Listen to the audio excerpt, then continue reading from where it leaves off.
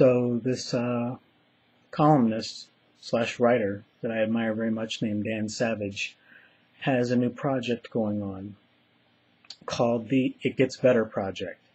And it was started in memory of an Indiana teenager named Billy Lucas, who was 15 years old when he hanged himself because he was bullied at school for being a gay kid. And I can remember what that felt like. And part of the reason, the main reason, this project exists is because someone commented to Billy Lucas's Facebook memorial page and said, "I'm sorry for the torment that you went through. I wished I could have told you that it would get better." That it gets better.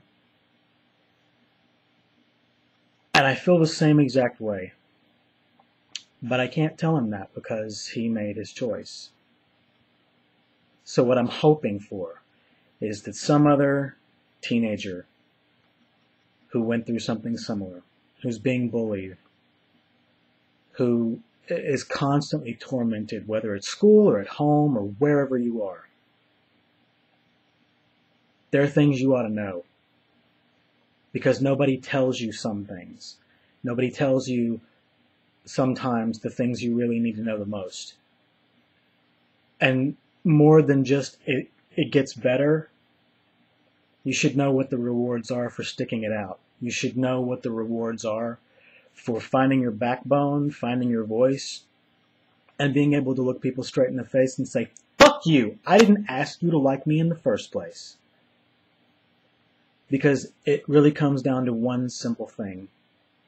It doesn't matter how many times you get bashed. It doesn't matter how many times you get beaten up.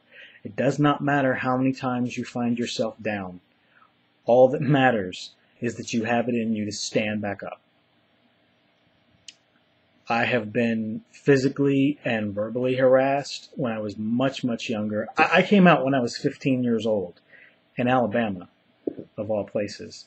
And I'm sitting in my living room now in Phoenix, Arizona, which is my idea of paradise. And I live here with the love of my life. And we've been together for 8 years now. And we're a beautiful family. And we're very happy.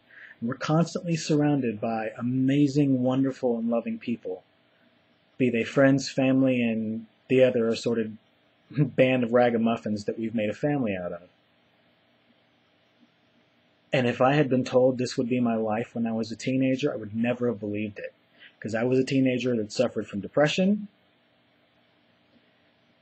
felt like the outcast no matter where I was,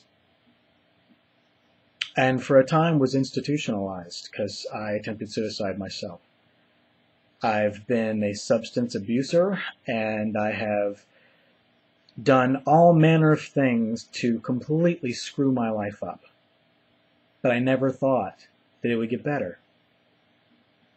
So imagine my surprise that I'm turning 40 years old this year. Just a couple more months and I'll be 40. 3 months maybe. I don't know. Anyway, I never thought that I'd be here. I never thought that I'd be in a happier place. I never thought that I would be somewhere where I felt safe. I never thought that I'd have a home of my own where I can be anyone that I want to be. And nobody has anything else to say about it. But luckily for me, I'm surrounded by people who love that and celebrate that about me. And you can have that too. You just got to stand back up. So no matter what they say and no matter what they do, you're better than them. You always will be. And even though I don't know you and we may not ever meet, I love you. Because you have a life and you have choices to make. And it's a beautiful one if you let it be. So I could say a lot more, but I'm kind of choking back some big emotions right now. But I wanted to say all of these things because my hope in doing this is that this video finds the right people and that enough people will look at it and say, you know what, I know someone who could really benefit from hearing these things. That's how we make change in the world. That's how people get hugs from across the country.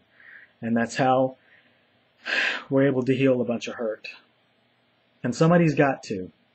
Damn it, somebody's got to. This just goes on too much. And every single loss of another child diminishes me as a human being, as it should us all, because Billy Lucas could have been my child. And I would like to think that if he were, he would have made different choices. So, to Billy and his family, good is coming from something really, really bad and really, really tragic.